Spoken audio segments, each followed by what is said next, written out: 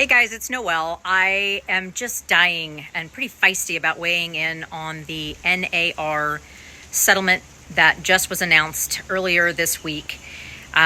This is a pretty big shift for real estate, but it is not what is being reported on the news. And I'm super disappointed at the news outlets for indicating that this was an agreement by the National Association of Realtors to slash commissions, and the so-called standard 6% commission is now a thing of the past. Well, guess what? It's been a thing of the past for a while. I haven't gotten a 6% commission in a hot second. But it really was a landmark decision about how commissions are being advertised and the transparency with which commissions are being communicated to sellers and now to buyers. So let's talk more about that. Okay, so let's talk about commissions. In California, the residential listing agreement outlines currently that there is a total commission, and it is not fixed. It is a negotiable part of the listing agreement. There is a blank field there that has to be communicated between seller and listing agent, and a final determination and a figure has to be written into that contract. There's also a separate field that indicates that there's an opportunity to pay or to advertise a cooperating broker commission as a part of that total commission, so that could be advertised on the multiple listing service to potential buyers agents so that they can bring their qualified buyers to come and look at the property. Ultimately, the goal was that you want to expose the property to the masses, and the more buyers agents you expose it to and attract them to come and show the property, ultimately the more buyers through the house, the higher price ultimately netted by the seller.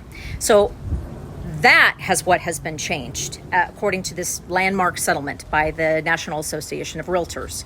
Now they have agreed that it is no longer going to be permissible for us or a seller or a listing agent to advertise a cooperating broker commission to a buyer's agent in the MLS. What does that mean? Buyers may have to pay their own agent their commission.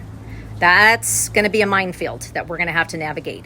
And don't think that there's still not going to be an expectation that people who are representing buyers don't want to get paid, and don't think that buyers don't need representation. They 100% do. That's like walking into court without your own attorney. So if we eliminate advertising a cooperating broker commission to pay a buyer's agent in the MLS, what happens then? Well, now agents specifically working with buyers are expected to, and we should have already been using, what's called a buyer-broker representation agreement.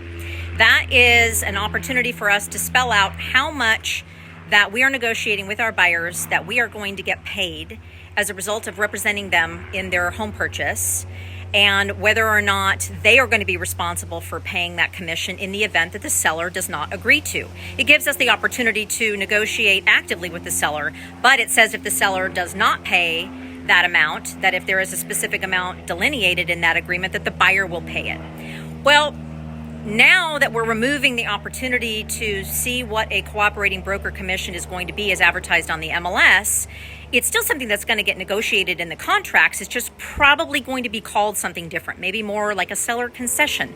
Maybe the total amount of seller concessions are a little bit less. And that's really what this lawsuit is going to change in the industry, is how commissions are negotiated and where they're negotiated and who is going to be responsible for paying them and at what rate. So transparency is good, and transparency and more widely talked about conversations about commission are definitely something that should be welcomed.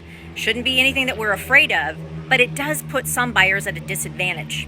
So if you're a VA buyer or an FHA buyer, or you have a low down payment, you're likely not going to have the money to agree up front that you're going to pay your agent if the seller won't. So where does that leave you? It leaves you at a disadvantage in any kind of competitive offer situation. And that's what I'm concerned about.